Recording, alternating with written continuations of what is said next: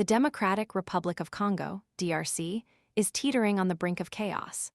The recent mass prison escapes, fueled by the escalating conflict in the east, have ignited a wildfire of fear and lawlessness, leaving a nation already ravaged by war grappling with a new, terrifying threat. Thousands of escaped convicts, many potentially seeking revenge. The breathtaking speed of the M23 rebel advance, backed by accusations of Rwandan support, has left a trail of destruction in its wake. The capture of Goma and Bukavu, two of the DRC's largest cities, has not only displaced hundreds of thousands, but has also unleashed a torrent of violence and instability, creating a breeding ground for a surge in criminal activity. The scale of the humanitarian crisis is staggering, with an estimated 7,000 lives lost and a region already struggling under the weight of poverty and conflict, now facing an even bleaker future. The night of January 27, 2024, marked a turning point in this already devastating conflict. The fall of Goma to the M23 rebels coincided with a mass breakout from Munzen's prison. Over 4,000 prisoners escaped into the night, disappearing into the chaos of a city under siege. The accounts emerging from the aftermath are horrifying. Reports detail the brutal rape and murder of hundreds of female inmates within the prison walls, a chilling testament to the depravity unleashed in the wake of the M23's advance. The collapse of law and order is palpable. Police stations in Goma and Bukavu, once symbols of authority, lie abandoned.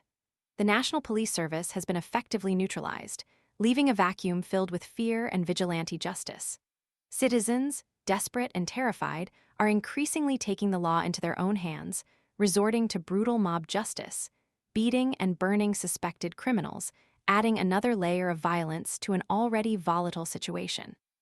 The Alliance Fleuve Congo, a coalition of militias including the M23, which is effectively functioning as a de facto government in the captured cities, has pledged to rebuild and rehabilitate detention facilities.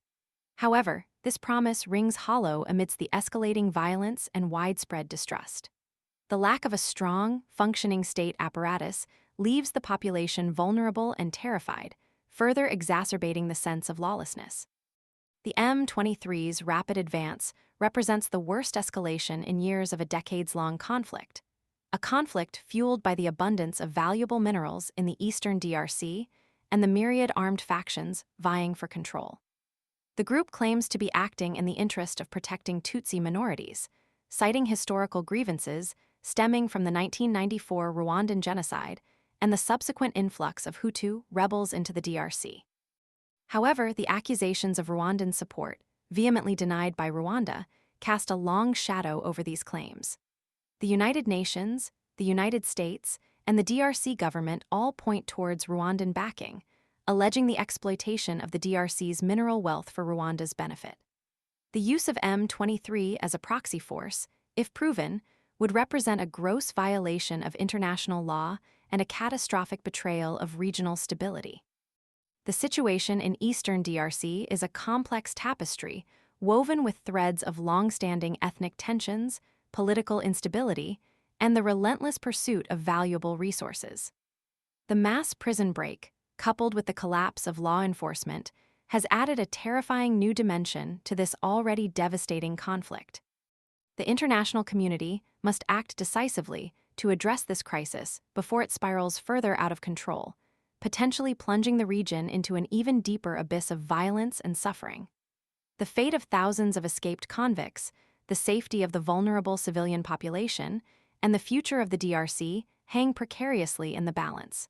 The world cannot afford to stand idly by while this catastrophe unfolds. Urgent intervention is not just desirable.